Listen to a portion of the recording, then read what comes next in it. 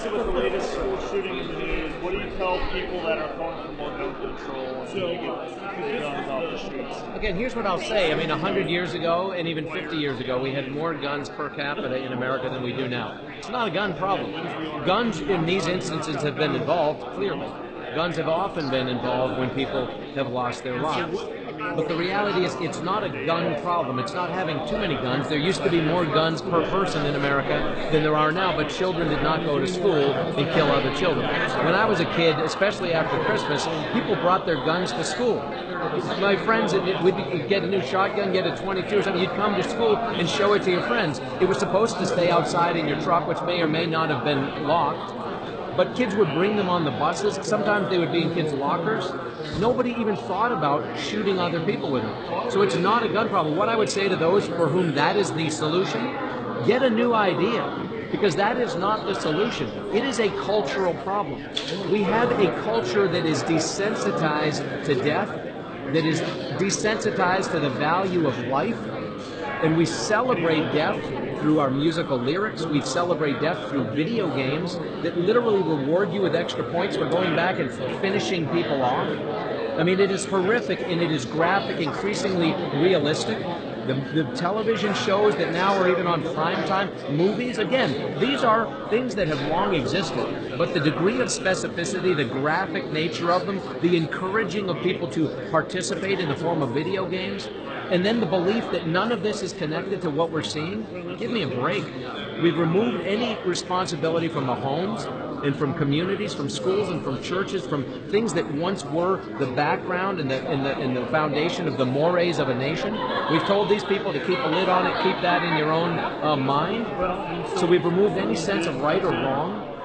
We've infused that with a whole lot of do whatever, including taking human life, and then we're shocked when people do it. We got to grow up here in America. We got to be serious about the fact this is a cultural problem. And in America, at every level, from the homes that we live in to the White House and everywhere in between, we need to have a frank and honest dialogue about the cultural reasons for young people killing young people. It's not the gun, because they could just as easily run kids over while they're waiting in line to get on a school bus. What is the mindset that's causing young people to kill other young people? That's what needs to be addressed. Is there any evidence that drawing the connection to video games and movies and this behavior? Again, go back before any of these existed. How many children walked into schools and slaughtered other children?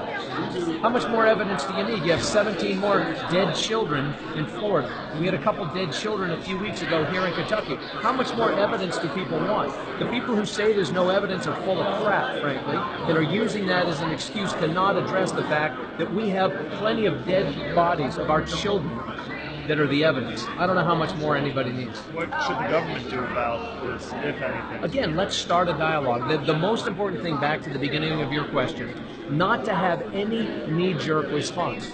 The idea that we need to do this or to do that, this rule or that law, that is not the answer. And mistakes are made when people, with good intention, in moments of emotion, rush to judgment. Let's start an honest conversation about what is or is not appropriate to be infusing into our young people. And I'm a big believer in the Constitution and the First Amendment and the right to free speech.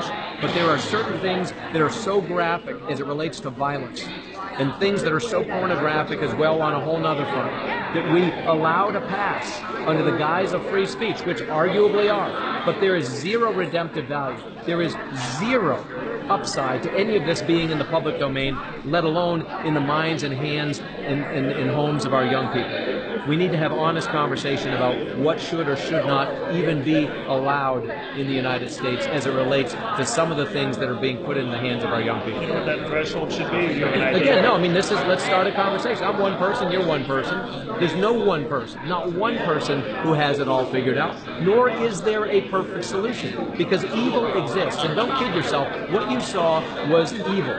But I'll tell you another thing, too, as long as we're talking about this. We talked today about a company that's looking at the pharmacodynamic effect of certain drugs, in the pharmacogenomic effect of certain drugs. Every human being has a different physiology. And you look at the number of children that have been involved in these shootings who are on some kind of psychiatric drug. Listen, go watch a football game, watch a basketball game. I don't care what they're advertising. It could be for constipation, it could be for PTSD, it could be for anything in between. You listen to the little disclaimer at the end. How many of them have very specific warnings about suicidal thoughts and thoughts of self-harm and of thoughts of depression? These are the catalysts for some of what we're seeing in these schools. Let's not kid ourselves.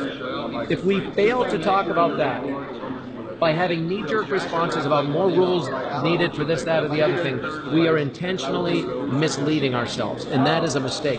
There will never be a perfect solution for keeping evil in a box, but we can be a lot smarter by talking about the societal impact of encouraging certain behaviors that have absolutely no upside for America.